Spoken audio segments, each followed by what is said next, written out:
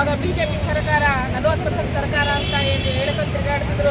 ಆ ಸಮಯದಲ್ಲಿ ನಮ್ಮ ನಾಯಕರು ಎಲ್ಲರೂ ಮತ್ತು ತಾವೇ ಹೊಣೆಗಾರನ್ನು ಹೊತ್ಕೊಂಡು ನಮ್ಮ ಈಶ್ವರಪ್ಪ ಅವರು ರಾಜೀನಾಮೆಯನ್ನು ಕೊಟ್ಟರು. ಆದರೆ ಇವತ್ತು ತಮ್ಮದೇ ಸರ್ಕಾರದಲ್ಲಿ ನಾಗೇಂದ್ರ ಅವರ ರಾಜೀನಾಮೆಯನ್ನು ತಾವು ತಗೊಂಡಿದ್ದಾರೆ. ಅದೇ ಪ್ರಕಾರವಾಗಿ ತಾವು ಕೂಡ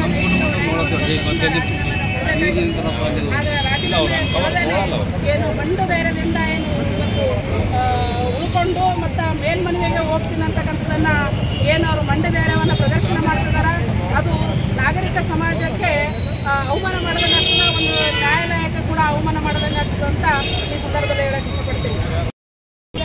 ಅದೇ ರೀತಿಯಾಗಿ ಅವರಿಗೆ ಸಿಗ್ತಕ್ಕಂಥ ಜಯ ಇದು. ಸತ್ಯಕ್ಕೆ ಯಾವತ್ತಿದ್ರೂ ಸೋಲಿರಂಗಿಲ್ಲ ಅಂತಕ್ಕಂಥ ಏನಾದ ಅದು ಸತ್ಯವಾಗಿದೆ. ನ್ಯಾಯಾಲಯ ಅದನ್ನು ಎತ್ತಿ ಹಿಡಿದಿದೆ. ಅದೇ ಪ್ರಕಾರವಾಗಿ ಅವರು ಎಲ್ಲಿವರೆಗೂ ರಾಜೀನಾಮೆ ಕೊಡೋದಿಲ್ಲ ಅಲ್ಲಿವರೆಗೂ ನಮ್ಮ ಪಾರ್ಟಿ ಇದರ ಬಗ್ಗೆ ಹೋರಾಟ ಮಾಡ್ತಾನೆ ಇದೆ ಅಂತೇಳಿ ಈ ಸಂದರ್ಭದಲ್ಲಿ ಹೇಳುತ್ತಾ, ಈಗ ಸರ್ಕಾರ ಬಂದಲ್ಲಿ ಒಂದು ನೀತಿ, ನಾವು ವಿರೋಧ ಪಕ್ಷದಲ್ಲಿ ಇರಬೇಕಾದ್ರೆ ಒಂದು ನೀತಿ ಹೇಗಾಗ್ತದೆ ಸ್ವತಃ ಅವರೇ ಅಡ್ವೊಕೇಟ್, ಅವ್ರಿಗೆಲ್ಲ ಲಾ ಪಾಯಿಂಟ್ಗಳು ಗೊತ್ತು. ಇಷ್ಟೆಲ್ಲ ಗೊತ್ತಿಟ್ಟು ತಪ್ಪಾಗಿದೆ ಹೈಕೋರ್ಟ್ ಆದೇಶ ಆಗಿದ ಮೇಲೆ ಕುರ್ಚಿ ಮೇಲೆ ಕುತ್ಕೊಂಡು ಇವರು ಹೇಗೆ ಅದನ್ನು ಹಗರಣವನ್ನು ನೋಡ್ಕೊಂಡು ಹೋಗ್ತಾರೆ. ಇವರು ಅವರ ಆದೇಶದ ಮೇರೆಗೆ ಹೈಕೋರ್ಟ್ ಆದೇಶ ಆದಮೇಲೆ ತಕ್ಷಣ ಇವರು ರಾಜೀನಾಮೆ ಕೊಟ್ಟು ಆಮೇಲೆ ಅವರು ತನಿಖೆ ನಡೆಸಲಿ. ತನಿಖೆಯಲ್ಲಿ ನಿರಪರಾಧಿ ಅಂತ ಆಗಿದ್ರೆ ಮತ್ತೆ ಮುಖ್ಯಮಂತ್ರಿಗಳ ನಮ್ಮ ಮೇಲೆ ಅವ್ರಿಗೆ ಅಷ್ಟು ನಂಬಿಕೆ ಇದ್ದರೆ ಇವತ್ತು ರಾಜೀನಾಮೆ ಕೊಟ್ಟು ಮತ್ತೆ ಮುಖ್ಯಮಂತ್ರಿ ಆಗ್ಬೋದಲ್ಲ. ಅಲ್ಲಿ ಏನೋ ತಪ್ಪು ನಡೆದಿದೆ ಅಂತಲೇ ಅವರಿಗೆ ಅವರು ಅದು ಅಷ್ಟೇ ಅವ್ರನ್ನ ರಾಜೀನಾಮೆ ಕೊಡ್ತಾ ಇಲ್ಲ.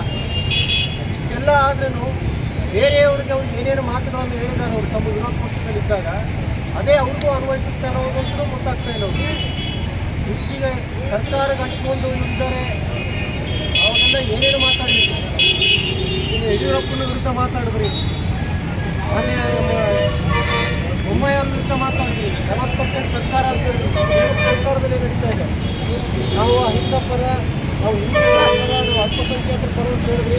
ಅದೇ ವಾಲ್ಮೀಕಿ ನಿಗಮದಲ್ಲಿ ದೊಡ್ಡ ಹಗರಣನೇ ಆಯಿತು. ನೀವೇ ಸದನದಲ್ಲಿ ಒಪ್ಕೊಂಡ್ರಿ 70 ಕೋಟಿ ಹಗರಣ ಆಗಿದೆ ಅಂತೇಳಿ. 180 ಕೋಟಿ ಅಂತ ಅವ್ರು ಒಪ್ಕೊಂಡ್ರೆ ಅದನ್ನು ಸದನದಲ್ಲಿ ಇಷ್ಟು ಒಪ್ಕೊಳ್ತಾ ಒಬ್ಬನಾಗಿ ನೀವು ಹಗರಣ ಮಾಡ್ತಾ ಇದ್ದೀರಿ ಅಂತಂದರೆ ನಿಮ್ಮ ಮಂತ್ರಿಗಳಿಗೆ ಹೇಗೆ ನೀವು ರಾಜೀನಾಮೆ ಕೊಡ್ತಿದ್ದೀರಿ ಅದೇ ಥರ ನೀವು ರಾಜೀನಾಮೆ ಕೊಡ್ರಿ. ಕೊಟ್ಟ ಮೇಲೆ ಅದನ್ನು ತನಿಖೆ ನಡೆಸಿ. ನಾವು ಇಲ್ಲಿ ಯಾರು ವಿರುದ್ಧ ಮಾಡ್ತಾ ಇಲ್ಲ, ನಾವು ನ್ಯಾಯದ ಪರ ಇದನ್ನು ನಾವು ಈ ಹೋರಾಟ ಮಾಡ್ತಾ ಇದ್ದೀವಿ. ನ್ಯಾಯ ಸಿಗೋವರೆಗೂ ಹೋರಾಟ ಮಾಡ್ತೀವಿ.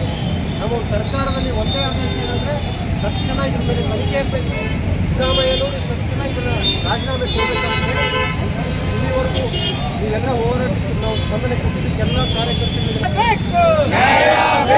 ಸಿದ್ದರಾಮಯ್ಯನವರ ರಾಜೀನಾಮೆ ನೀಡಲೇಬೇಕು. ಕಾಂಗ್ರೆಸ್ ಸರ್ಕಾರಕ್ಕೆ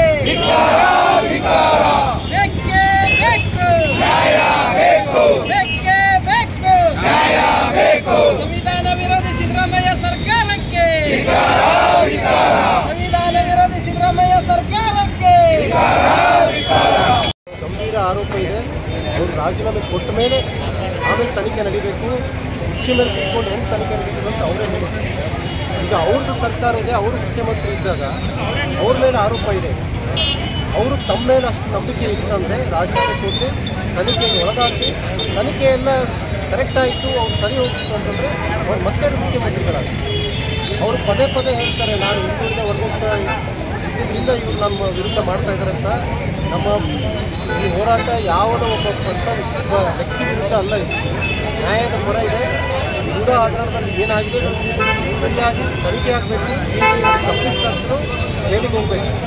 ಇದರಲ್ಲಿ ಯಾರು ಒಬ್ಬ ವ್ಯಕ್ತಿ ಪರವಾಗಲಿ ಒಂದು ಜನಾಂಗದ ಪರವಾಗಲಿ ಈ ಥರ ನಾವು ಹೋರಾಟ ಮಾಡ್ತಾ ಇಲ್ಲ, ನ್ಯಾಯದ ಸಲುವಾಗಿ ಮಾಡ್ತಾ ಇದ್ದೀವಿ. ಅದಕ್ಕೆ ತಕ್ಷಣ ಸರ್ಕಾರದವರು ಸಿದ್ದರಾಮಯ್ಯನವರು ರಾಜೀನಾಮೆ ಕೊಟ್ಟು ತನಿಖೆ